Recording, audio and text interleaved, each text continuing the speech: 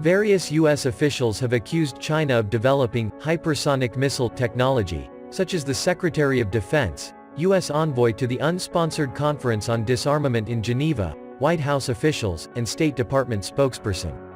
But the Chinese Foreign Ministry said the so-called hypersonic missile test in some Western media's reports was actually a routine test of spacecraft to verify technology of the craft's reusability.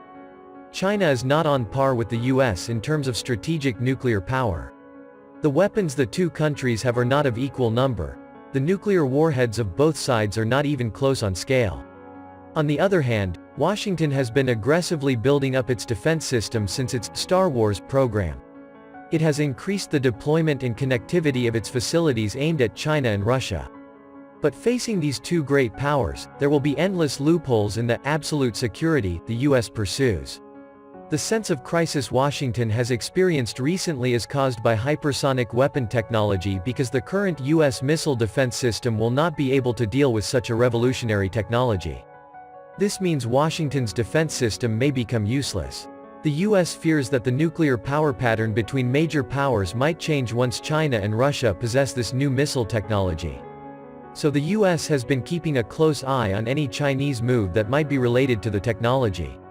However, despite the US' strong capability of global launch detection, it cannot accurately monitor and judge the technical parameters of every Chinese launch, and it is even more difficult to judge the nature of those launches. Its accusation that a specific Chinese launch was a missile test was largely a wild guess, and would be exaggerated to accommodate its own domestic political and national strategic needs.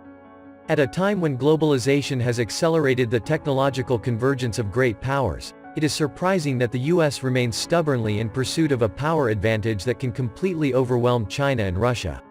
Isn't it obvious that US security needs to be achieved by respecting other great powers and preventing sharp confrontation?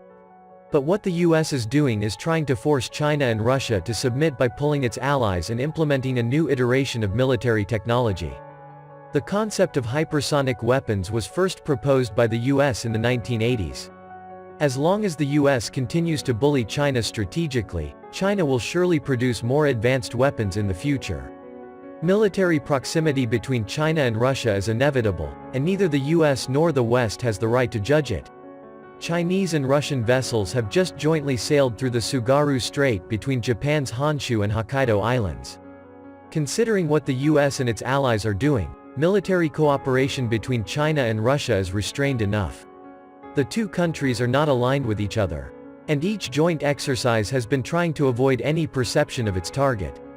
The joint actions of China and Russia are defensive in nature. The actions and words of the US and its allies are explicit. AUKUS. It poses a real and serious challenge to peace in the Asia-Pacific region, and would result in nuclear proliferation that could be very destructive. In short, the US should stop exerting pressure on China and Russia.